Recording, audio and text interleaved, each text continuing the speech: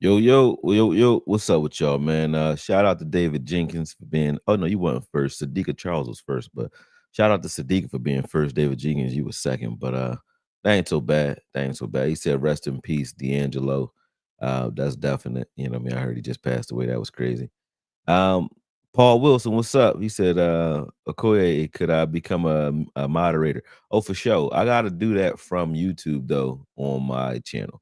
Can't do it here because one, I'm on StreamYard, and two, this is a co-production with my channel and then Okoye knows boxing. But to answer your question, yes, on Okoye Media, I will make you a moderator, brother. Um, we coming together today though because I went to the fights over the weekend, man, and I have to say I'm probably still recovering. If you guys hear me sound a little drag ass, that's probably why. But I went to the Boots Lima fight over the weekend, and I have to say the energy was good. You know, the energy was amazing, man. And I'm not just saying the energy as if the fight wasn't. The fight just didn't last very long because Lima just he didn't stand a chance against Boots when it came to his time and his reflexes, his sharpness. He's pretty sharp. And that uppercut that he threw under that straight right hand or straight left hand that Lima tried to nail him with, he set him up for that and threw an uppercut right under his punch. And I don't think Lima saw that coming. He didn't expect it. So that was like the beginning and the end. After that, Boots rallied and got him out of there. But it's not the fight. You guys can literally probably watch the fight quicker than what I just explained, right? Because that's how short the fight was. So it's not the fight that got me excited. It was really what happened after the fight. And I think for the first time, people are starting to see that Boots is publicly calling out guys. It's not just, fanfare or fan lore where we're like, hey man, who we want to see Boots up against, who we want to see him fight. It ain't no more of that. Like he came out and let it be known he taking over 154. And that's the type of energy we've been waiting for from him, just for the simple fact that we already know what he can do. Everybody in Philly that watch him, we know what he can do. We know what we expect of him. It's now he got to put the rest of the world and the rest of the boxing scene on notice, and he's done that. So calling out Charlo was major in my opinion because I think that's a good fight that he can make. Fondora, all these guys that are Zayas, you know what I mean? Right now, I think Ortiz is the next fight. Shout out to Jamil Parker for YSM Sports for coming on last week and kind of dropping that before the fight. But we heard that there's a contract underway for Ortiz, Victor Ortiz. I'm not Victor, Vergil Ortiz. What the hell? It's one of the V Ortizes. Vergil Ortiz and Boots in the first quarter of 2026. So that fight I think is the type of opponent that Boots would need to gain a little bit more notoriety as far as his draw ability, because Vergil Ortiz has that Mexican market, and that's a market like once you take your demographic and you merge it by fighting with someone else who has a major following in a different demographic, you only grow from that as you grow respect. Like Terence Crawford only grew from fighting Canelo because there's two different fan groups, right? Even though everyone that follows Canelo is not going to now like Terence Crawford, uh, some of them will. You know what I'm saying? Some of them will follow him, and there will be some crossover. So Boots, he does himself a favor fighting a guy like Ortiz because that fight is a good crossover fight for him, and it's a style that I think will make him look good because high offensive output fighters that are coming right after you and really want to fight, those aren't the guys that will give Boots any kind of trouble. If you're not technical, if you're not going to make it a high speed chess match and you really can do that for 12 rounds, you're not really a threat to Boots, in my opinion. So I don't think I mean obviously a puncher's chance. Anybody can get hit you and change a fight. So I'm not saying that Ortiz just has no shot. I'm talking about stylistically though. Trying to walk Boots down is not that's not the way. You know what I mean? That's not the way you would fight a guy like that. He can switch both styles or both stances. He could be a defensive fighter out of southpaw or an offensive fighter. He could be a defensive fighter out of conventional style or an offensive fighter. He could be a counter puncher. He can walk you down. He could be a pressure fighter. Like he does whatever he wants to do in the ring. And I know a lot of people say, "Hey, oh y'all from Philly, so of course y'all being biased." And we just saw it earlier than you because we're here. It's not a biased thing. It's not like we don't have other fighters here in Philly that we rock with that we respect. And it's not a thing where we're like, yo, every fighter out of Philly is just God, otherworldly good. We don't do that. If you real, you real. If you ain't, you ain't. And Boots just has that it factor. And to be quite honest, it's win, lose, or draw, in my opinion. I don't care if he took a L. You know what I mean? Not saying that he will. I'm just saying his style is what gets me. It's not invincibility. I think we need to get away from that in the boxing world too. A lot of Black American fighters think that you have to be undefeated in order to be anything. And that's not the case. It's because of what Floyd did to the game, and I get it, but it's not the case. It's your style that some fighters are purists like myself. I'm looking at your style. That's what I pay attention to. But uh, again, just recapping over the weekend, man, he put Lima right to sleep. It really wasn't a long fight. And as I said, Lima overextends a lot of his punches, so it really wasn't that difficult for him to really dismantle him, right? But when you look at the other styles that those guys present, so I just went over Ortiz. He's a straightforward, come after you pressure fighter. Again, even if he's tough, it might take him some rounds to finally start showing signs of breaking down. But I think Boots will break him down in about 7 or 8 rounds and get him out of here.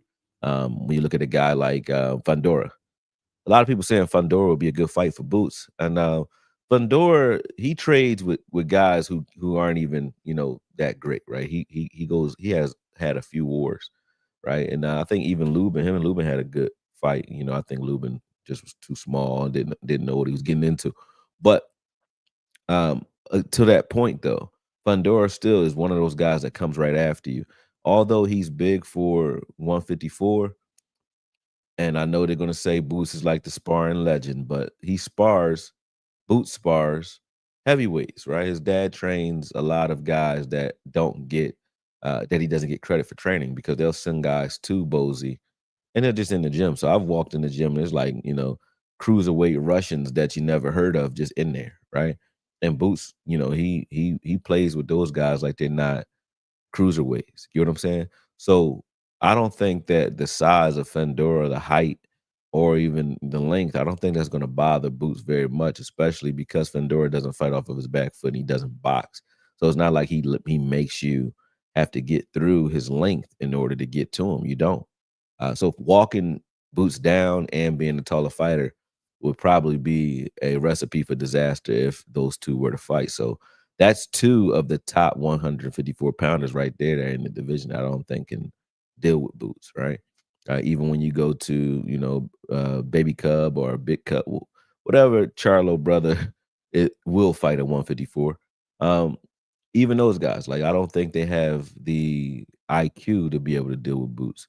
You know what I mean? I don't think he has it. He's to me a highly athletic ABC fighter, right? And when I say ABC fighter, I mean there's not a lot to the Charlos. It's not like they don't have a lot of wrinkles to their game. They're not slick. They're just athletic as hell, pretty strong, explosive, but they're ABC. I mean, you know what they're coming with. It's not a lot of ripples and wrinkles to their game. That doesn't mean they're bad. Like I think Mikhail Kessler was a great ABC fighter. You got a lot of guys who just, they just straight up and down guys that Klitschko's, they ABC fighters. They don't got a lot of slickness to them. They have all the boxing fundamentals, but they're not doing any, trickery in there. They're not setting you up very much. And if it is, it's subtle. You know what I mean? So like I said, I think those three fights will be great fights for him, man. And I'm looking forward to what he does, 2026 and beyond, because I think now at 154 he feels better and he's ready to take on the world stage. So, and it depends on what his team puts together and what Turkey Al Sheikh, if they wind up working with Riyadh season again as well. It depends on what they put together, but I'm excited to see whatever comes out of that camp, man. And like I said, very grateful for the event. It was a fun event. Look forward to Boots in the future for sure. Let me give y'all a little bit of a couple shout outs in here. I see some people in my chats. TBE Boxing says, "How do you call out a guy, Beckram, when you refuse an offer to? I mean, the offer to fight him, and fought Lima instead?" According to Leon Muhammad, maybe Boots should go after Canelo after beating the feared Usima Lima. Um, I don't know if that's. I think that's you trying to come at him, I guess. Are you truly asking me a question? But some you never know why or how certain things happen. Like if I know there's a price tag or I have a budget for this fight, and a person that you might want me to fight, I know is out of our budgetary range or scheduling conflict, why would I send them a contract if that date doesn't suit them? So again, I'm a promoter on the back end. So there's a lot of things that happen behind the scenes that the average fan doesn't care to know. They just say, hey, you should be able to get in the ring with this guy. Well, that guy just got over, a UTI, or that guy just got out of rehab, or he just broke his hand, or there's a lot of things that happen where we know how this guy won't be a viable option for this date. That doesn't mean I don't want to fight him. And that obviously doesn't mean he doesn't want to fight him, because why would he say his name right after the fight if he has, a reason to duck him? It doesn't make much sense, does it? So I don't think that's, what happened. But beyond that, fighting Canelo's not looking to fight every dangerous black fighter he can find. So that fight's not even realistic, in my opinion. Him and Boots fighting, I don't think will happen. Plus, Boots is going to take over and clear out 154 before he even thinks about jumping up beyond that. So that's a fight that won't happen. By the time Boots is at 68 or 60, I don't think Canelo even be boxing anymore. So, I mean, good idea, but no. Boots should hire you as a as a spokesperson. You're very good. Man, that's wild, man. That's why you sound like you got a problem with him though, and I don't understand it. Like if you watch boxing, this is just the way I think, man. If I watch boxing and I like boxing, then the only ones I watch, and it's funny because I used to be like you, and I mean it. Like when I first started boxing, seriously boxing, and my trainer, I used to ask him, like, I used to watch everybody and I have my favorites, right? And I'd be like, why you don't you do you watch boxing? And my trainer know more, he knew he passed away, but he knew more about boxing than most people uh will ever know. He'd have forgot more about boxing than I ever knew. And I know I'm pretty good, right? Because of him. But he used to say, I only watch the good ones. I don't got time to be watching two bombs. Two bombs make a good fight. But I'm not here to watch guys sell blood, brother. He used to say that all the time. And I get him now because I'm the same way. Like I really don't care to watch any and everybody. So when I watch boxing, I'm not watching because I think somebody needs to be perfect, or my guy gotta, be better than your guy. And it's not a competitive thing in that sense. I watch it like an artist watches an artist, right? I'm watching for the respect of the game. Like if you really got it, I appreciate it because I know what it takes to get it. I know what it takes to actually put the work in and learn how to actually move. Just something as simple as walking forward. You gotta to box, you gotta learn how to do everything that you think you know how to do all over again in a unique way. And then you gotta learn how to do it faster, and then with balance, with power, and do that efficiently against guys who also have been learning how to do these things in a unique way or in an unorthodox way. Like it's it's truly a sweet science. So once I see somebody that has it, I respect that.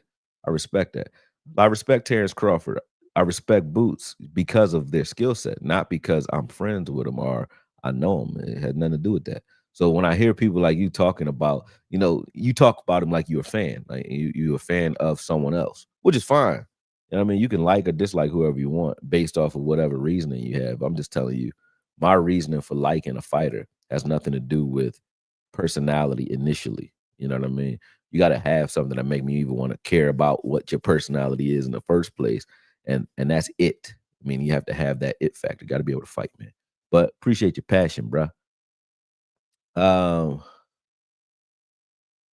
Hold on. He said he thinks he can use his IBF title to move up and petition. Are you talking about Boots? I mean, whatever. I don't know. He said Backroom was tied up in Josh Kelly negotiations when he moved up, and well, when that fell through, Backroom was mandated to fight Lubin, and Lubin didn't leave those negotiations until Lima already signed. See, that makes perfect sense. And that's what I figured anyway. You know what I mean? I figured that. Yeah, I appreciate your perspective too, bro. Like I said, for me, it's all. I mean, I'm just a realist. I'm gonna say what's up. And again, I'm a boxing coach too. I train fighters, so sometimes I think you'll hear me. I saw you on YSM Sports page, and you guys will hear me talk about Boots a certain way. It's not because I grew up watching him, or I mess with his family. I do bang with his father. I like Bozy a lot. I think he's one of the best trainers in the game right now.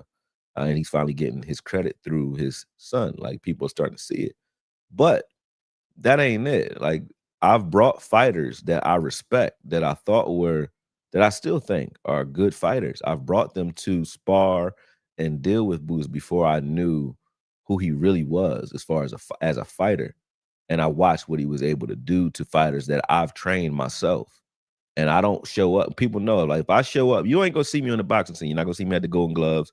I don't like amateurs. I like training pros. People bring pros to me for certain parts of the game, but I'm not a corner man. I'm not the guy that's gonna get in your corner, but I'm the guy that'll teach a guy footwork. I can teach power, strength and conditioning, mindset.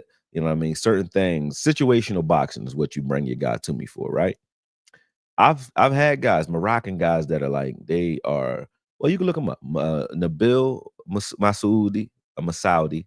Let me let me put their name in because it's kind of hard out to say. I'm gonna type their name in.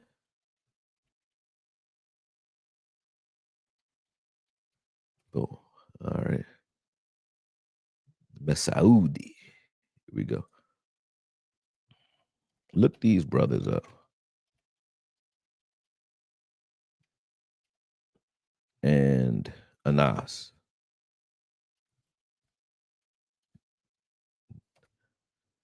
Okay, those guys I put in the chat. Nabil Masoudi and Anas Masoudi. These are fighters that I've trained, right?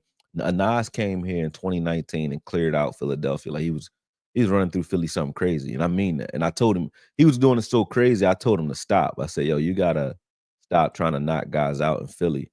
I got plenty of his film. This is all documented. But he came to Philadelphia and was knocking guys out or trying to knock everybody out with 16s and headgear on. And I told him, I said, "You're making a name for yourself in Philadelphia, bruh. You gotta tone it down. That's not how we do here because you are the new guy in everybody's gym when you show up. We already gonna show you no love just for the fact that we know you here to make a name, right? Just because we don't know you, right? But if you're coming through and you're trying to harm the individuals that you spar, that's even more incentive for them to try to harm you. And then you're going to defeat the purpose of which you came here for, which is for work. You came here for work and you came here to learn. Well, you're going to be in war. It's not going to be a lot of learning to do other than learning how to be a dog, right? So that's what I was trying to explain to him. He did it anyway. He started, I think his name Nathan Pagano, young kid. They had a great war in sparring down Fifth Street. He sparred J Rock leading up to the Julian Hurd fight. So we were in Julian Williams' camp sparring him. We sparred him like 2 times to prepare for for Jared Hurd right before that unification bout in 2019 or 20. I think they fought in 2019. But yeah, he was right. He was here right before. Yeah, it was 2019. So he was here right before that, right? And in camp before that fight. And what I saw, hold on, he said, "What do you learn from beating your fist? What do you learn from beating your fist in the wall?" I'm gonna show you. But anyway, so he came. He went through camp and went crazy. The next time he came, he was like, he was still disrespecting Philly because the only person who gave him any work was Julian Williams because he was bigger. So he looked at that like it don't count. Julian Williams is bigger than me, so it is what it is. Nah, he came again the end of that year, going into 2020, right before we started the lockdowns, right? And he and Boots sparred after he sparred Sam T. Sam T was also a top ranked junior welterweight. He passed away. He was killed last year or the year before. But at the time, he was alive, right? But he knocked Sam T out of the ring in front of Boots and Bozy and the whole gym, which is taboo. You don't do that. Anas did this, right? So that weekend, they called Anas back. They called us back and said, "Hey, man, we bring your guy down." He brings him down. They do 4.5 minute rounds. 4.5 minute rounds. And at the time, the Boots was trying to hurt him, was trying to kill him, right? But at the time, I'm thinking that maybe Anas ain't that good because I don't know who. I really didn't know how Boots's sparring legend was at the time. I said, maybe you ain't that good because why the hell you get out there? He got out the ring. He ain't want to go another round. He's like, he's trying to hurt me, coach. I don't get paid for this. But I'm like, ain't you been trying to hurt everybody? I told you not to do that. You've been trying to hurt everybody that I put you in the ring with, bro. Now you bitching. You know what I'm saying? And this is my man, but this is the truth. This will happen. So anyway, he gets out the ring. I cursed him out for just jumping out the ring instead of telling me what he's about to do. But outside of that, it was cool. It was over. Everything. Everybody shook hands. We all took pictures. It was good. Like, all right. I was like, Boots is nice because he was the only person that can humble Anas while he was here. And Anas got a left hook that'll move a Mack truck. Like he was knocking everybody out. And I got it. I got all of I got most of them, but he was knocking everybody out. Got in there with Boots, and he got out willingly of the ring. So I said, all right, yeah, whatever, right? Well, kept bringing guys here, right, after that. And then I realized how good Boots really was. Guys that I thought were better than Anas. Boots was knocking these guys out, like 1-2 rounds. They couldn't get out of a round. 2 rounds, done. One guy knocked out from Crunk Gym. He was a 7-0 prospect. He knocked him out in sparring. He still has not. He's still 7-0. He retired. I mean, he hasn't boxed since. You could say he's still technically a boxer, but you know what I mean? He gone. So I started realizing how good Nas actually was based off of the fact that, oh, you the only one that brought down here that didn't get knocked out. So his legend, that it became that because of that. So I bang with Boots not because I'm some fan. I've fed cannon fodder to the man. Like I've brought guys that I thought could compete with him to compete with him. And I watched what he did to them. So we're not on the to me, I don't even know how he views me because every time he see me, I'm breaking somebody to fight him. So he probably don't even look at me as we're not friends. It's not like he look at me like, hey, that's my guy. I'm a guy who keeps bringing guys to try to punch on you. You know what I'm saying? So that's how he views me probably. You know what I mean? I bring guys to test my guys to see what they got against him. And every time I've seen what he does. So every bit of respect that I got for him came from me watching and him earning that in the ring. And got nothing to do with a narrative at all or family ties, nothing. I just watch what he does to the guys I bring. But sorry to go on that rant, but that's to those who don't know me or don't know this channel, who think that all the fighters or all the trainers in Philly who talk about him are just, we're scared to criticize him because it's Philly and we all here. Nah, it ain't that. I can guarantee you it ain't that. If he wasn't that, I would just say, shout out to Boots, hope they do well. You know what I mean? It's a lot of fighters here, man. It's a reason I speak up on him, man. Yeah. Hold on a second. Let me see what else you're saying. He said, do you think Backroom will be his next fight? No, I think Ortiz is definitely the next fight. Maybe after that, it might be Backroom. But I think Ortiz is his next fight. But I'm going to just tell y'all, guys who are sturdy, come forward, pressure fighters are not the guys that are going to give Boots any trouble. You better be slick, better have footwork, better be able to fight going forwards, backwards, and lateral.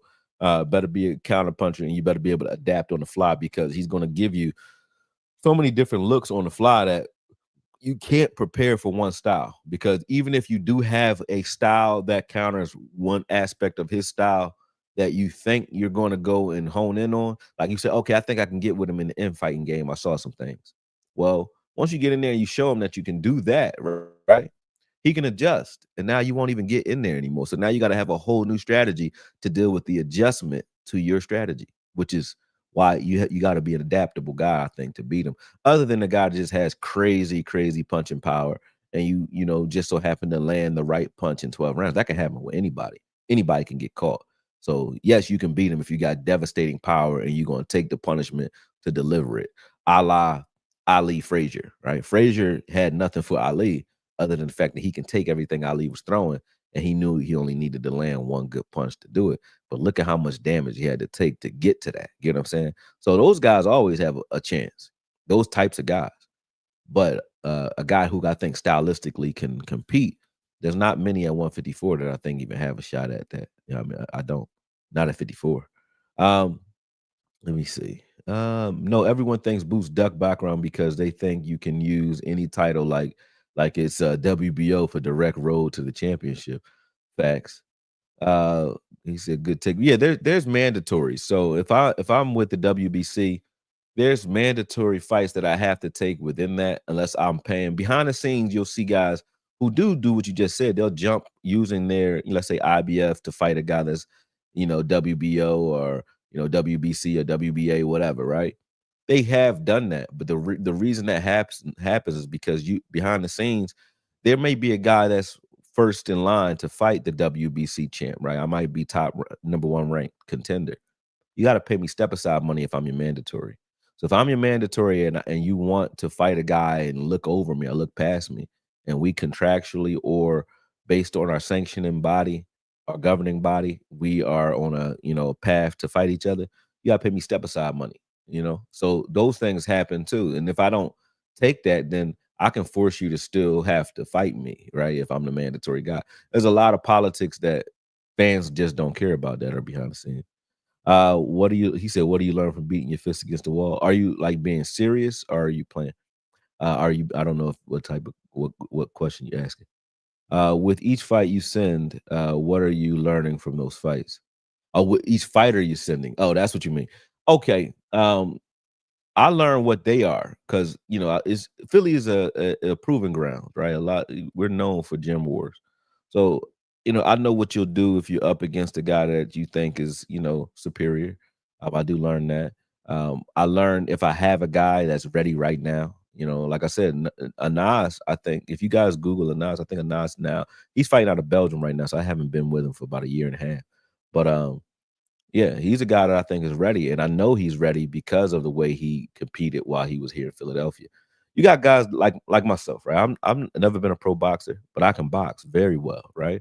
And I teach it very well because I've been boxing my whole life. There's a bunch of us in Philadelphia that never went pro, some of them never even went amateur, but they can box like nobody's business. There's a lot of them here. There's guys that's jumping off of a mail truck or, working for Pico, working for the electric company that moonlight as fighters at the end of the night. They just like to do it. They like pain. They like to fight. So a lot of people who you bring here, if you got a dog, if you got a guy that can really fight, if you bring them through Philadelphia and they run through this gauntlet because Philly is just tough. The fighters here are tough. The sparring here is tough. So the guys that you see, the Raymond Fords, the Cool Boy Stephs, the Tevin Farmers, the Boots, all these guys, they all spar killers in Philadelphia all the time. Like this is top. This is the place, probably the best place in the world for top sparring in one location, like one city. The Midwest has a lot of great fighters, but they're spread out over different states and different cities like Cincinnati and then Ohio and Detroit, you know what I mean? So you got a lot of different places you can go within the Midwest itself. But highest concentration in one place, one city, Philadelphia, man. Philadelphia, it's a lot of fighters here. So that's what I learned. I learned from the results, what they're able to do. I can see what I have and what my product is, depending on how they do against some of these guys. I don't recommend now if I think I got a top guy, I go take him to Boots. If I think I got a guy that I can take all the way, I'll take him there, see what he do. See how he does. Don't matter if you get stopped. I expect that. It's like how? What did you offer? You know what I mean? Were you Lima with no very little resistance? In which case, I know you probably got some time left, or you're a journeyman. You might be one of those guys. But if it's competitive, like two dogs in the dog fight, then I'm like, oh, all right, I know what we got. Even if you don't, technically, I don't look at sparring like a thing to win. Sparring is technical to me, depending. Depending. Let me read what you guys said. Hold on a second. That people don't realize the Boots is a lot better than he shows. That's for sure. He said Philly. Ty said Philly bred some killers though. Oh yeah. He said Ortiz and Boots is the next fight. That's for sure. TBE boxing. He said nice story, but you made a Freudian slip with the cannon fodder comment though. Cannon fodder means punching bags. Abbas Barral. I don't know how to say his name. Is likely Boots' next fight, not Ortiz. When I say cannon fodder, I say that's what the man make them look like. You make some of them do look like that. We call it dog meat, though. To be honest with you, it's not a Freudian slip. But I said what I said on purpose, because once I feed them to you, once you go in there and fight them, that's what they look like. But I'm not one of those guys. I know what you're talking about, but I'm not one of those guys that goes out and tries to find guys to get punched on. I don't believe in selling blood, to be honest with you. I don't even believe in heavy sparring, top sparring, because I don't think you get anything from it. I'm a training coach, right? Um, I'm a training coach, so I'm a coach. Meaning my guys, I want you to actually have a career. I want you to be able to talk to your kids after you're done with this game. And I look at sparring as a way to teach. So for instance, if I have a guy who can't slip a jab and I'm trying to get him to work on that, I need a guy that's going to spar him, that's going to give him what I'm asking him to give, meaning technical sparring. I need you to throw a lot of jabs for me, so this guy can, I don't care how hard you hit him, but I need you to throw a lot of jabs so this guy can slip those or learn to get over it, right? So jab him the entire round. Well, I can't do that with another guy like a Boots or somebody else. I can't do that. They're gonna do what they want to do to your guy. So now your guy has to go out there and just fight. So that's why Philly breeds dogs, meaning these guys are like dogs. They just know how to be tough because there is no technical sparring being done. Because your coach is going to tell your guy to come knock my guy out if he can. Whereas I might just need your guy to throw jabs, right? So if you don't have a stable of fighters that you can control, they're gonna do what you want them to do. Too much sparring could be crazy because now you got your guy just going in there and going to war all the time, right? And I've had a guy who had to take some time off because of the amount of wars that he was in, and he's only 2-1. You know what I'm saying? And that's because of the amount of wars that he had been in sparring in other gyms. So I'm not really a guy that's for the cannon fodder, but I understand what you mean. I understand because I said it, so I get you. But here we go. Let me see. All right, Dub City Gritty says 100% some never just get the opportunity. North Philly Clinton Barnes used to beat up Mike Tyson when he was feared and never went anywhere. Beat the shit. He said beat the hell out of Witherspoon in the exhibition. Oh yeah, Witherspoon was the man too. I like Witherspoon. Uh, yeah, it was a guy like I think Matthew Saad Muhammad was the man for a minute. He could box. He used to have wars for no reason. He's any fighter you send that had your eyes open versus Boots. Yeah. Okay, yeah, I understood what you were saying, Sleazy. TBE says I already heard that Boots is a legendary sparring champion. I would like to see him become a legendary fighter. I don't think you would though. You say that, but I think you would like the opposite. And I don't get that, right?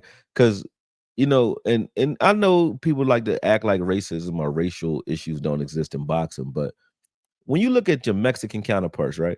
They like Mexican fighters. They like the Mexican fighters that are fighting. They like them all. We look at your black fighters. We can't. Well, I guess our culture speaks through the sport because we cannibalize each other, which is crazy to me. It's like if I like Terence Crawford, I can't like Boots. I like them both.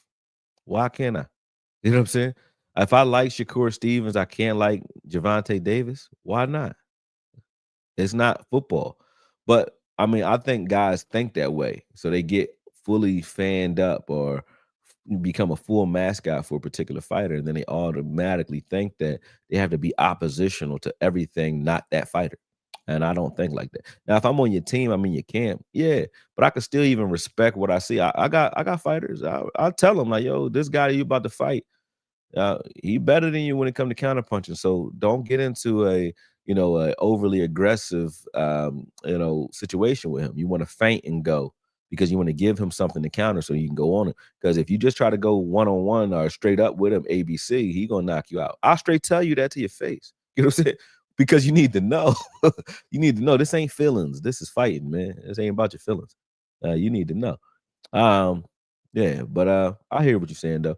He said, "Who you think is the hardest fight in the pros? Who you think is his hardest fight in the pros?" That's what you're saying. Boots. Um, right now it would be Terence Crawford because Terence Crawford's still active. If Terence Crawford's not here, there's a kid, the Gary Anton Russell is the only person I've ever seen give Boots problems, and that was in the amateurs. That would be a good fight if they're ever at the same weight. Gary Anton Russell is a psychopath that comes forward. He's a southpaw. He can bang. Um, him and Boots had some legendary fights as amateurs. So I think he actually beat Boots as an amateur too. So I think that would be a fight that I would be interested in seeing. Um, and then Boots moving up, Boots versus a guy like Caleb Plant. I think Caleb Plant, obviously, I think Boots can beat him because I think he'll break him down.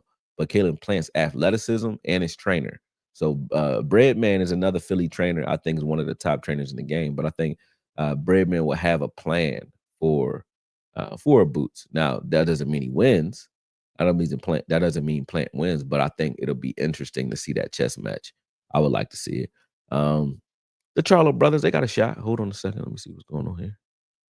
Boots with these. Let me see. Got you. Yeah, but the Charlo brothers, I think those fights could be interesting. Um, Ortiz.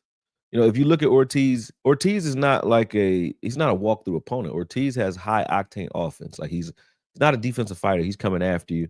He's fast, he's quick, explosive, but his work rate is crazy. So a guy like that can always, he can change a fight in any moment, especially with a guy like Boots who will play around a little bit. He might catch you and he can change the tone of the fight.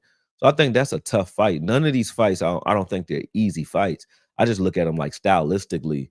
I think Boots has a style that could deal. I've seen him deal with pressure fighters a lot. And then when you look at, don't even get me to try to say the guy's name, but the guy he fought twice who was dancing for the 12 rounds, right? He could move. So we already see that guys that give movement, that actually can box, take good angles and so on, good on their feet. They can give you issues if they could actually punch. The guy he was fighting wasn't trying to fight him; he was trying to survive. But if they can do that, fight off the back foot and actually punch while doing so, which is a rare trait right now. You don't see many fighters able to do it. Boots is one of them that can, but most fighters today, the art of walking guys into punches, like Sugar Ray Leonard used to, controlling a fight and having a man kind of follow you around like you're the matador and he's the bull, so to speak. Ali, Sugar Ray Leonard, Sugar Ray Robinson, that type of style. Larry Holmes, that's not really here no more. You don't really see guys able to do it. Most black fighters even are, they might be quick and explosive, but they're looking to walk you down. Everybody wants to be the toughest guy out there, not realizing there's other styles that you can deploy. But the trainers who know them, just like my trainer, right? The trainers who know how to do these things, a lot of them have died, or a lot of them have taken that knowledge with them, right? Because they replaced, a lot of trainers get this done to them. You get replaced with guys who are more so strength and conditioning coaches, right? They're shoe shiners, not shoemakers, meaning they don't know how to build a fighter from scratch. But you can bring a fighter that's already damn near ready to them, and they'll take them to the next level for you. And then we assume that guy taught him everything he knows, right? Like at the end, you saw Freddie Roach training James Toney, but Bill Miller is James Toney's trainer. Bill Miller taught James Toney how to fight like James Toney, not Freddie Roach, right? Not saying Freddie Roach is a shoe shiner. He actually can train you from scratch, but that's just an example. A lot of trainers that you see today they did not teach these fighters unless they're their father. They didn't teach these fighters what they know. They just inherited a fighter who already knew. You know what I mean? So, I mean, when you see that, you get the styles within boxing degrade, and that's where boxing is right now. He said Matthew Side is legendary. Yeah, Side is legendary because he wanted to be. Like he would chill. He would let you go in on him, but he never had to. Matthew Side Muhammad could box, but he would lay on the ropes because selling blood was getting people like yourself and myself. I guess a lot of people getting excited because they watched him in a lot of wars, but he never had to be in a war. He chose to stand there and trade. That was just what he chose to do because he was tough. But he could box, like flat out box. He didn't have to stand still at all. He can fight you and take you on a ride that you would never forget. You know what I mean? Pause. But for real, like you wouldn't see it coming. Because Philly does. That's one thing. Philly does teach boxing. Like a lot of fighters here really know how to box. Boots too. Boots can box, but he'll walk you down too. That's just the way Philly is. Cool boy Steph can box his ass off. Multiple styles. He could change his style up like that, like nothing. Like he's a savant when it comes to boxing, but he'll walk you down too. Like these guys are just like that. Raymond Ford, same thing. They just like that. I watch these guys in the gym for several hours at a time. That's the only guy who has the best chance of beating Boots. He said Crawford because Boots he's just that good. Yeah, I think Crawford would be the only opponent right now that I would see that can give Boots a major problem. Yeah. He said that's the problem with boxing. He calls out and tries to fight guys, and when it don't happen, they blame Boots instead of calling the guys out. But even when you look at make sure y'all go out to Okoye Knows Boxing too. So Okoye, Akoye Knows Boxing, and follow the channel. I have to make sure I start asking people to do that more. But to your point, Dub City, yeah, a lot of guys look at it like, if your fighter doesn't, if these guys don't fight, then it's the fighters, and the promoters allow that pressure to remain on the fighters or on the fighters team, when really you might have two guys like Floyd and Pacquiao. They don't fight because their promoters don't like each other. And then they had to get big enough to supersede the promoter. Then after they supersede the promoter, they try to make as much money as they can make before they actually fight each other. Because think about it. If I'm going to fight you for $30 million and I run the risk of losing, and I know if I'm Floyd, if I'm Pacquiao and I lose, depending on how I lose, don't really lose that much because people don't care if Pacquiao loses or not. But if I'm Floyd and I lose, and I made $30 million to lose, I run the risk of losing a lot more than $30 million, don't I? Because once I lose, who can I fight? No, for that type of money, nobody, because nobody wants to see it anymore. Because only reason people are watching them, the majority of the people watching them are watching them because they're in awe of his ability to remain undefeated, or they want to see him not be undefeated. They're watching you to watch you lose, right? So because of the way he branded himself. So if that's the case, yeah, I might avoid certain fighters at certain times. Why? Because I might be able to fight 5 guys, 6 guys at 15 million, 10 million, whatever on the average, right? Make an extra 60 over here while sweetening the pot for your 30 that I'm gonna make off you anyway. So I'll put a pin in that 30. I said I'm gonna fight him in 24 months. But in the meantime, in between time, I'm gonna fight 5 more of these guys. So instead of making this 30 to fight today and then losing out on the fact that I could make 10, 15 fighting these guys, I'm gonna fight you last. I'm gonna fight these guys first because easy work. Now, if I'm thinking as a business, that's what I go do. And that's what they do. So you'll look at those things and you'll say, oh, they ducked. That ain't a duck. That's called just smart business. And I know y'all all got jobs or businesses or something. Ain't none of y'all trying to make less money at the thing you do for a living. None of y'all. Nobody. I couldn't ask you, no matter how logical or how much I love you, I love what you do. I could never ask you to make less money to fight or to do anything, right? But you don't fight or sell no blood. Like you ain't risking your life to go to work most of the time, unless you're talking about traffic or getting on the bus in Philadelphia is risking your life. But I'm just saying, you ain't risking your life in a ring willingly, knowing that I'm going to a place where I may die to work, right? So when we see a guy who makes a business decision in boxing, we look at it like it's the worst thing on the planet, and it ain't. It ain't. It's just smart business. Like even Javante fighting Jake Paul, that's smart business right now because it's a fight that doesn't matter what happens in that fight. He gonna make crazy money. Then he get to come back to boxing and at least get one more major payday or many more, depending. So and then even the retirement conversation, scarcity creates demand. So if I tell you, hey, I'm retiring, everybody gonna start talking about me retiring. Everybody gonna start looking to try to get me out of retirement, and then the price just went up because now you want Sugar Ray Leonard started this game, man. But that's what it is, man. So understand that everything you hear and see ain't what it is, and everything ain't fear. These guys ain't afraid of shit. Like most fighters, if they were afraid, they wouldn't be in the sport. Most of them do what they do because they like to walk into those situations afraid. They like to face fears. You know what I mean? That's why they're strange people, right? That's why I respect boxing. You know what I mean? But I feel you. TBE, he said, I was a kid, but Matthew Saad Muhammad was legendary. He used to always get beat up every fight, but he would end up knocking out his opponent almost every fight. Yeah, because he was never in trouble. Like he could sit there and he was rolling off punches, slipping punches, and taking and smothering your shots in such a way where it's like he looked like he in danger and he's just a tough guy, but he wasn't in danger. Now he's fought some guys that really can get him out of here, though, and that's why that style fighting that way. Turagati did that a lot too, but Turagati wasn't a superior fighter. He just was really that tough. You know what I mean? Rest in peace to a Turagati and a Turagati Jr. I believe it's Junior, but his son just was found dead in Mexico as well. I think it's something to that, man. Somebody got to look into what's going on with that situation. I ain't got time at this point, but somebody need to look into that. Dub City, he said exactly. Norman did to Boots, but to the point, Boots is ducking. But to my point, it was Boots ducking. I don't get what you're saying, but I don't know what happened with Norman and Boots. That's why I'm saying that. He said you broke that down real nice. I appreciate that. No problem, man. No problem.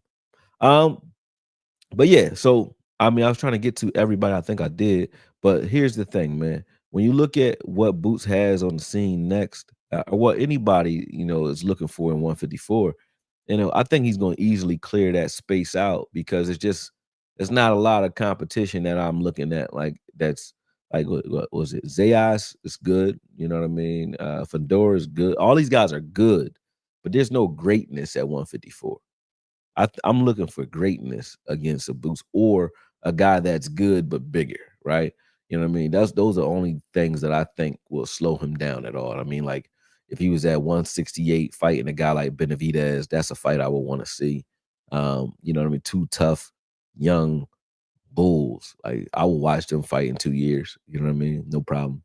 I don't think Benavidez will be ever, at 168 again though. So that's probably not gonna happen, right? But I see Boots going up to 75 at some point in his career too. I think he could, but not yet. I think it'll be like a 4 or 5 year thing before he does that near the end of his career. But right now, I don't see any greatness out there at 54. 60, no. I don't think Boots. I think Boots is gonna collect every belt at 54 and 60 within the next 3 years. I really do. I don't see it happening. The only way he doesn't get the belts at 54 and 60 is if those guys with the belts elect not to fight him. But if he keeps putting on performances the way he just did, even if you say Lima's not on his level, if he keeps putting on performances like the one he just did last Saturday, he's going to make himself a draw. And once he becomes a draw, I mean, when I say a draw, everybody gets mad when I say that he's not one. I'm talking about the money guy. Once he becomes a guy that no matter what, just him waking up and fighting, he can fight me and I'll make 5 million type. And once he becomes that in the game, it's really not much you can do with him. He don't need the belts then. You know what I mean? Because then you want to fight him because you want a payday.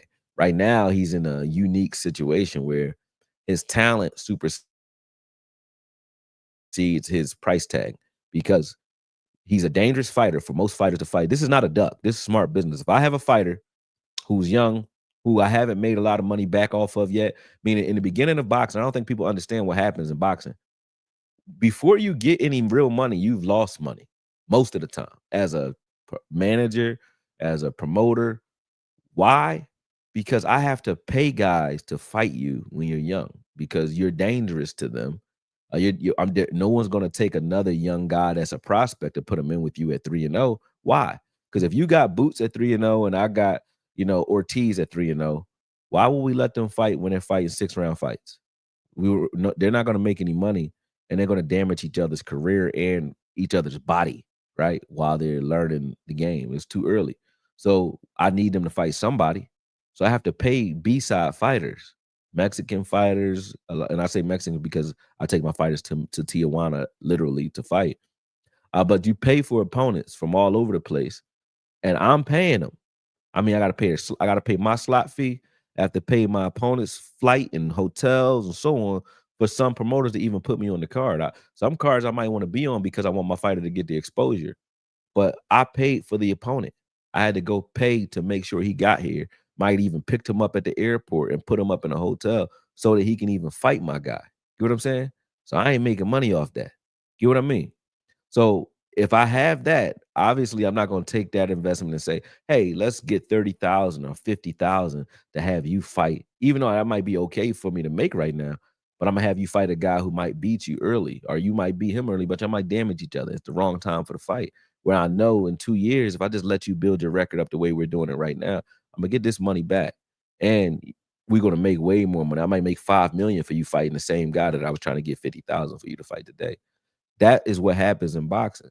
But if you don't know the business, you think that's a duck. That ain't a duck. That's just it's not smart money to fight you right now. And Boots is in that position where guys who are making millions or a couple mil or hundreds of thousands to fight right now, they can go make that money and continue to live their career out fighting everybody not named Boots. Why the hell would I fight you? Now, if right now you'll put a hole in my face if you Boots, and I got this other guy who's dangerous, like a Lubin, but I can look good against him, but I'm gonna get credit for fighting a guy like that. I'm gonna get my name up off him. I might lose, and I'm not gonna make the same money.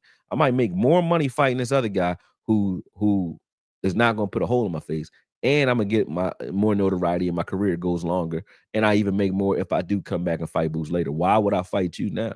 right? Boots is not the money guy yet. If he was the money guy, you say fuck it, just like fighting Canelo. I'm gonna get the payday now because I'm gonna fight you, and no matter what happens, I'm gonna get paid something crazy. That's why people would fight Tyson back in the day because it was a payday. But if it ain't that, why am I fighting you? I'm not fighting a guy.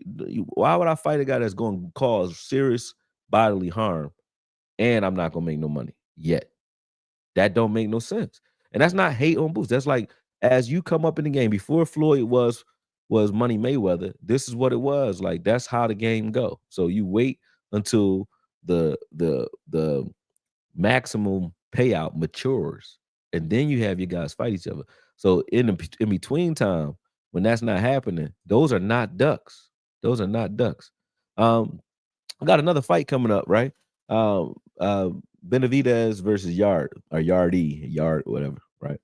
Um, I think that's a good fight for Benavidez because I like Yard. I think Yard is a athlete. He's a John Pascal type athlete. When I say they don't have the same style of fighting, but he's an athlete. And what I mean by that, athlete boxers are explosive, they're dangerous early, but they're usually front runners because they're athletic and they're heavy with muscles. Like boxers, all coaches tell you don't lift weights. We still have that belief that you shouldn't lift heavy weights.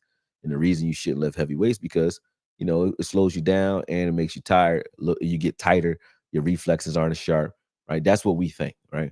So a guy like Yard, I look at him as a guy in that category. Like he's explosive, he's powerful. He had great fights with Kovalev and with uh, Arthur Beterbiev. I liked his fights. I like how he fights. I just think that he would fight a lot better if he wasn't so heavy, muscularly heavy, right? Jean Pascal's another one of those guys. You get a lot of right, a lot of just. I think the Charlos are athlete fighters too. But, again, Benavidez, I think he will struggle with him in the first 5, 6 rounds. It'll be a struggle. If Yard can land anything that, like, really hurts Benavidez, then maybe he can gain some respect for that time or that window where he needs to catch his second win. He may be able to coast if he can apply some damage early, and he has a smart strategy for when he gets tired. But you don't wanna be a front runner in front of a guy like Benavidez because he's a wall that's hard to hurt. He's getting slicker each time he fights, so he's learning. His defense is getting better, but he's a Gatling gun when it comes to his punch output. Regardless of what you say about his power carrying to 175, which I don't think it does, his output still does. He still can touch you. Like he hit Gavazik as much as he wanted to. He's going to do the same thing to Yard. So if you get tired in front of that, if you get tired in front of Benavidez from him walking you down, like that mental pressure makes you tired, even if he's not hitting you. A guy being right in front of you, a guy taking your best Sunday punch and still walking towards you, a guy standing in front of you constantly moving and fainting and you don't know when he's coming or going. Those things make you mentally tired, and then physically getting hit on top of that breaks you down. So I think that he will slow Yard down in the middle rounds, and then whatever happens, happen. I don't think it has. I don't necessarily say it'll be a knockout because I don't think Benavidez's power is carried to light heavy.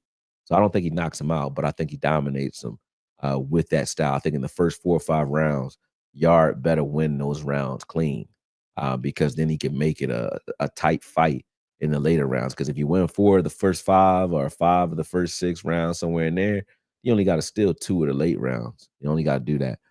So if he can come out as a front runner that he is and jump right on Benavidez and run some numbers up and make it a fight, then you might have a good fight on your hands. But if Benavidez is dominant from round 1 to 5, he gonna break him down and get him out of here in round 8, 9. Because if you have a guy that's desperate but drained, like Yard will be in the later rounds, once he gets tired and he's desperate, his trainers still have to tell him, "You're behind in this fight. You need to take the fight to him." And if you have a desperate, tired fighter, that's how a guy gets knocked out because he has to go after you to win it. But going after you diminished is going to get him out of here. So if it becomes a knockout, it'll happen because Yard gets tired early and doesn't dominate early. If he doesn't, then he will have to bring the fight to Benavidez, and that's what you don't want to do late after he's been wearing you down. So I think that'll be a good fight. I think that'll be a good fight, man. So, like I said, this is what I do, man. So when it comes to boxing, like I'll break them down, and this is what I love to do. So definitely, any questions y'all got in regards to fights that's coming up, I'm all for them. I love to answer those. Let me read what you guys are saying. Um, he said, "I hope Boots don't sit out 8 months off after this Lehman fight. I feel like he should take that backroom fight, jump right back in. I think he's fighting Ortiz again. He's fighting Ortiz in the first quarter of 2026. That's what I think. It should happen. That's his issue. Once he can make that money, he's off to the races. Now they want a payday, but he ain't got 3 million for you. That's exactly the problem, right? The guys who will want to fight him, they'll fight him. It gotta be for the right price tag. And about and I don't blame them. Like if I got a fighter, the whole purpose in some of these guys fight. I got guys who are fighting because they trying to put their family back together type tip, right? They need money. You know what I mean? Looking to they not looking to go out on their shit. They done told their wife they chasing boxing, and they gotta make some of themselves. So they getting their records up, they paying all this money. It's just like a rapper. A rapper pays his own money to get himself hot, right? Fighters are doing the same thing. We paying our own money to get ourselves hot. Once we get hot, we want to get paid. We want to get paid. I don't care about the name unless the name is such a name where it's like I know I could beat this guy, and after I beat this guy, my name gonna be gold. Like if you thought you could beat Boots for the 100,000 or 800,000, you might say, "All right, I don't need 3 million because it's easy money. I'm gonna take this 800, and y'all think he worth more than that. So I'm gonna take this 800. I'm gonna beat him, and then it's gonna take me to the upper echelon. It's like Maidana versus Victor Ortiz. Maidana took that money. He said, "Oh yeah, I'll fight him." He fight Victor Ortiz. They had a war. He beats Victor Ortiz, and then Maidana made real money after the Ortiz fight. He made okay money to fight Ortiz, but after that, he became a household name, and that was because of the fight he took against Victor Ortiz. You know what I'm saying? So yeah, people will take that type of risk, like Floyd Mayweather versus Diego Corrales. Like, okay, I could beat Corrales, but it's a tough fight. But you go fight him, right? And now people looking at you like you something. You feel what I mean? So those are the type. Or I think Davis had to fight what was the dude name? Um it was a dude that Floyd put him up against. Davis had to fight this guy. Forgot his name, but they wanted him to lose that fight too.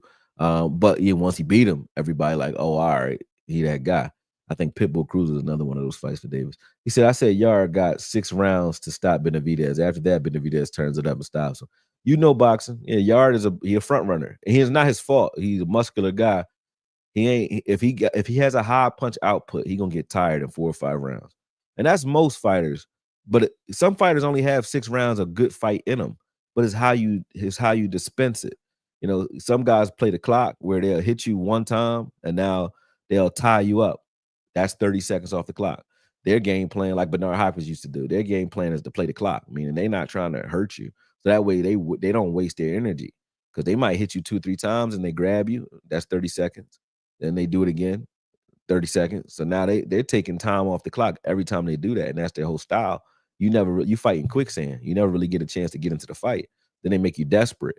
So now when they use that 6 rounds of actual fighting energy they have, when you get desperate, they can knock you out because now they made you open up, but they never tired themselves out. They're waiting for you to open up.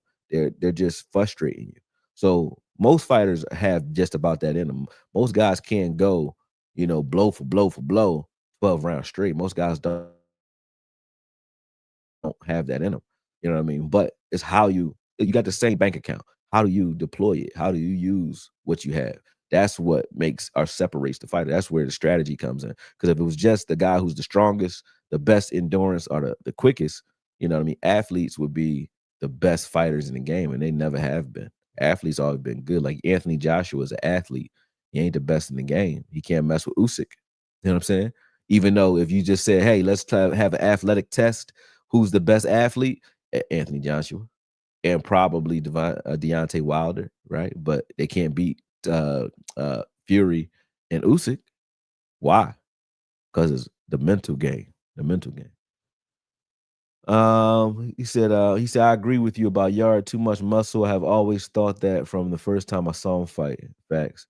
Um, He said, broke that Yard versus Benavidez joint down perfectly. I appreciate that, man. He said, Benavidez's weakness is, this is TBA. He said, lack of conditioning, a la Caleb Plant and David Morrell fights. Benavidez also has a weird balance issue. I don't know about the balance issue, but conditioning, Some guys condition from running. Benavidez is not. You ever seen him? I never seen him run. He might be running in some of these videos, but some guys get conditioned. Their conditioning comes from sparring. Benavidez is a throwback. That's why I like him because he's not good because he came up in the amateur ranks and fought a bunch of guys or he had top training. He's good because he is crazy enough to spar anybody and he spars a lot. So his training is sparring. James Toney used to do that. There's a lot of fighters that they get in shape, boxing shape by sparring. So they're not as athletic as they should be. I think that's what you're talking about with Benavidez. He's one of those guys. He gets himself ready by sparring a lot. But I like that because some fighters, I got fighters who you could take them. I mean it. They can go run 8 miles right now. I'm talking about flat out run. I can run them up the rocky steps. They flying up the steps. But not get them in a fight. They tired after 2 rounds. Like how are you tired? I don't want to curse, but how the hell are you tired? And I've seen what you can do. Like how are you tired? It's because, and this is why I started to develop drills that mimic what you're going to do in the ring. Like I have guys now. You're going to run for miles, but you're going to run in your boxing stance. Forwards, backwards, lateral movement. We're going to do our miles. Our road work is while you're still moving as a fighter because that's what you're going to have to do in the ring. It don't help you to jog because you ain't going to be able to jog in the ring, right? So the bike don't help you because ain't no bike in the ring. You know what I mean? So every exercise needs to be boxing simulation. And the best boxing simulation is sparring. So guys who spar to get in shape, they may not be as athletic, but as far as their mental aspect of getting through rounds and knowing what to do when they're tired and feeling that, they don't feel like a fish out of water when they get into those situations because they've been hurt a lot because they spar a lot. They've been tired a lot. They know how to fight tired because they have to because they spar a lot. You know what I'm saying? So those guys that are always in a ring, they usually know how they knew their way around the ring. They know how to survive. They know how to, steal rounds. They know how to do things that the guys that are just athletes just don't understand. Like when you watch Trinidad versus Bernard Hopkins was drowning Trinidad the entire fight, leaning on his left hand. Trinidad never knew what was happening. It was like simple shit that was happening right in front of his face. He never knew what was going on. So he kept trying to athlete him. He out punch him. I'm going to punch my way out of this situation. But the more effort he exerted, the more he worked himself into that web and tired himself out. Bernard fought that entire fight as a southpaw, meaning he wasn't southpaw literally, but watch the fight again. Southpaws go to their right primarily, right? Because that's their lead hand. Bernard fought that fight going to his right so that because Trinidad was a left-hand dominant fighter that likes to throw left hooks, anytime if I want to throw a left hook, I got to come out this way and I'm coming back at you, right? Well, if you're over here, so if you're over there already, I really can't get full range into the punch because you're already shading my left. So now the thing I have room to throw is my right, right? So ideally, I might throw quick right hands to get you to kind of set yourself up by going back this way, so I have room to come back with the left hook. If you just stay over there and I don't have a right hand, which Trinidad does not, if you're not scared of my right hand, then you're really fighting half a man because you're sitting on my left and you take yourself further away from my right hand, which doesn't have that much power anyway. You're safe as long as you're over there. And Bernard fought that fight going that way the entire time. So he smothered Trinidad's left hook and neutralized it by doing that. But Trinidad never figured out it was just the angle that was giving you problems. It wasn't anything other than that. He just fought you as a southpaw. He fought you while going to his right. Whereas most conventional fighters would have been coming this way. They were trying to circle to their left. And as you circling to your left to try to get away from, that left hand, you're trying to stay away from it, right? You're giving him more range of motion to throw a power shot. So eventually he's going to catch you with one of them and he got full motion in it. He's going to hurt you. Whereas if he catches you with a left hand and you're over there on the left, even if it hits you, you're smothering it. It doesn't have as much power to it because of where you're standing, right? Some guys never understand that because they don't spend enough time in the ring. They're just athletes. So they come in and they like, I can punch harder, I'm faster, I'm more explosive, but I could do one thing as an old man. I'm 42. I get in, I'll spar guys. I spar heavyweights right now. I swear to God. But I spar guys, and I'm not better than them at all. I'm old, but I know how to stay safe because I know where I need to be safe. So as long as I stay within certain parameters, I can spar you. Whereas if you knew what I was doing, like if you had the IQ, I wouldn't even be able to get in the ring with you because you'd be like, man, no, it's a bad jump. You know what I'm saying? So guys like Greg Hackett could spar anybody you want. He's small, but he could spar anybody. And the reason he can is because he understands the principles of boxing. He understands the science. He get it. You know what I mean? He get it. And I can see that. Like you can see who does and who doesn't. What up, JP? What's up with you? He said, Dub City said, oh, I read that already. Read that already. Dub City said Tank beat Ricardo Nunez and Gamboa. And after that, it was known that then Santa Cruz came up and got knocked out. Yeah, yeah. Santa Cruz. I like that fight against Santa Cruz. Santa Cruz problem was he kept throwing the same punch. So Davis set him up. And this is when I learned Davis had a boxing IQ. I didn't think he was a high IQ guy. I just thought he was, again, a good explosive puncher, an athlete type guy. But when I started watching what Davis started doing as a shorter fighter, first off, his fight against Pitbull Cruz, it was like, man, oh, you could box. He knows boxing because he couldn't just dominate Pitbull Cruz, so he had to switch his game up. But I watched that. That was dope. But the thing that taught me with Leo Santa Cruz was that uppercut. So he had Santa Cruz. He set him up to throw the uppercut. Then he gave him the same look again. He got him to throw it again. Santa Cruz threw the same punch 3 times because Davis gave him the same look 3 times. And then he countered the punch that he baited you to throw. So if I bait you to throw a punch, right, and you throw it, I never really countered you because I know what you're going to throw. A lot of people don't realize even defense is sometimes progressive.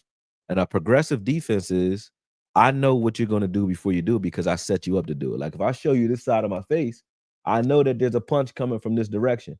So then when I slip it or I get out the way and I counter that, I didn't counter anything. I know what you're gonna do because I gave you the lane to do it. Get what I'm saying?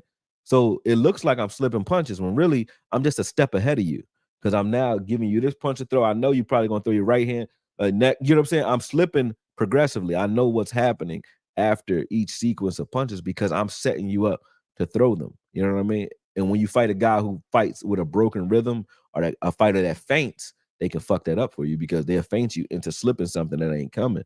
And now, they can set you up. So now you're playing chess. You know what I mean? But some guys don't even know that that's happening to them. They think that, every target is a true target. They don't understand how to approach that. So, hats off to you for seeing that. But yeah, Tank Davis is one of those guys that will set you up. And he knows, all right, I might not be able to beat this guy straight up. So he might tire guys out like he did against Frank Martin. I'm not gonna throw a lot of punches. Like he did against Roley. I ain't gonna throw a lot of punches. I'm gonna bide my time and walk him into the right shot because I know if I go out and try to just out athlete this guy, he gonna catch me in an exchange and it's an even Steven fight after that. We don't do 50-50s in boxing, man. No. He said Santa Cruz and Ryan Garcia got set up the same way. Yep. He said the next big fight is Norman versus Haney. Everybody talking about it, which makes me proud because it's two black fighters and black fighter father duos. Yeah, yeah, I like that fight. Um, I think that fight is perfect for Haney. That's a perfect fight for Haney. And the reason being is because Norman is a guy who, when you watch a lot of Norman fight, Norman's a guy who needs a guy to be right in front of him. So he looks good if you fight right in front of him. Like he don't got footwork. So, but he look good if you stand there and you want to exchange shots. He gonna tear your ass up. Like he is that, right? But he don't have the footwork at all. Haney does have footwork, right? And I think Haney, when he started working with Shane Mosley, he got even more footwork. I think he went overboard in his last fight with the footwork. That's why people were like, "Oh, he running." But now you're gonna see a synergy where you're gonna see Haney's natural style, which is that high octane jab with polished boxing, right? Merged with now superb footwork. And if you got footwork and that jab, one of the best jabs in the game, he's gonna dance all over Norman, but not have to run. Norman he's a conventional Regis Prograde. Regis Prograde is the same type of guy, a flat-footed, explosive puncher, but you got to be right in front of him for him to hurt you. Norman is that, but conventional. So I think the fight is going to go similar. It's a good fight for Haney because that style, Mexicans don't bother Haney very much, although Ryan Garcia did. But that style doesn't bother him very much because he came up fighting in Mexico. His dad was taking him the same place that Vargas takes his son. That I'll take my guys in Tijuana. Right? Shout out to Helga. She's a promoter down in Tijuana that you can get fights from. But we all go there. I mean, those who know the game, we know that's where you're going. But that's who Haney grew up fighting, was a lot of Mexicans. So he knows that style quite well. Norman, though, presents a ripple because he's a black guy that fights like a Mexican. So he has it's like what they say, Blade. He said he has all of their strengths, none of their weaknesses. You know what I'm saying? So it's like, okay, he fights like a Mexican, but he's a little more explosive. Or he's a high octane guy, but he fights as a Mexican. He doesn't have the motor, but he fights like a Mexican. He's a little stronger, explosive, right? And he's bigger. So, okay, that's why he could present a problem to Haney. But as far as Haney's concerned, though, I think Haney's jab and footwork and his angle advantages will be enough to mitigate that if Norman doesn't clip him early. If Norman clips him, because Haney does have one big problem that I've never seen him fix, and that's his right hand. So when he throws his jab, some people throw their jab and they stay home. That's how you're supposed to do. Throw your jab in your right hand. It's a pledge of allegiance, really. Throw your jab and your right hand should stay right here. So you're able to manipulate and do whatever you need to do with this right hand, right? Well, Haney, when he throws his jab, he does this almost every time. So if you throw a hook off his jab, like if you just say, I'm gonna eat your jab, I don't care if you hit me with it. But every time I see you even go to throw a jab, I'm throwing a mean ass hook. Or I'm gonna start throwing hooks to the body and coming up, or jab to the body and come up with the hook, or hook off the jab. Any hooks, Haney is susceptible to him because he pulls his right hand down, and because he likes the jab, he likes a good distance. And if you have a good range, good distance, you can throw a full range hook, which is why Ali would have problems against Frazier, because Ali would be pulling back instead of smothering. He would pull back, and that gives Frazier all that room to throw that big punch, throw a hook. And he knows, if I'm a trainer and I know that my guy has a good punch on him, I might not say, hey, come in here and technically beat this guy. Actually, you might not be able to. I'm gonna just tell him, hey, you got a good overhand right. I need 7 of them this round. I don't care if they land, just no matter what, you throwing 7 good overhand rights and set them up right. Because I only need you to land one to change the fight. Then the next round, hey, I need you to throw 7 more. That's it. That's how I evaluate certain guys, right? So same thing. I'm getting off topic, but you get my point. Haney has the ability to wash Norman, but Norman has a puncher's chance if he's paying attention to Haney's deficiency, and the fact that, and if Haney hasn't fixed it, he's gonna catch him. But that left hook is Haney's kryptonite, because Haney pulls that right hand down almost every time he throws his jab. So if you can punch while he's punching, and you throw a hook while he's jabbing almost every time, even if he slips a couple of them, you're gonna make him think, and then he's gonna get less active with that jab because he sees what you're doing, and he doesn't have much other game to him if he doesn't set everything up with the jab. So if you can get him scared to throw his jab, like Ryan Garcia was using that jab against him, then you can turn it into a fight. And in a fight, Haney loses to Norman if they fighting. If they boxing, Haney got him. But if you could turn it into a fight early by clipping him or by making him reluctant to throw that jab, then it's a fight. And then it's 50-50. You know what I mean? But yep, that's how it would go, in my opinion. But I got Haney having the more advantages in this fight. He said, I'm out. Good luck with your channel. You know the business, and your demeanor is chill. I will subscribe to your channel and help out the algorithm. Talk about your own fighters more, though. Oh, I will, man. I will. Yeah, I'll talk about them. I don't like to put pressure on them. I guess they be, some of them you might see them drunk in the club. They like, man, why are you talking shit to me? Because your trainer told me you're supposed to be in the gym type tip. They don't like this shit. But he said that's why I think Roach will beat Pitbull. I got him staying tight and stepping inside. Yeah, I think Roach should beat Pitbull, but it's gonna be a tough fight. Pitbull ain't no joke. Norman has no movement up top. I think Haney's speed, timing, and footwork will handle it. Yeah, like I said, he's Regis pro grade, but a conventional fighter. I mean, I think that because certain fighters, certain guys go to war, certain boxers can go to war real good. Two bums make a good fight, and two guys who can't box, who got to stand in the phone booth, oh, they're gonna make an amazing fight. Look at Mickey Ward versus Arturo Gatti. When I say bums, they're not like trash fighters, but they're not guys that are traditional boxers.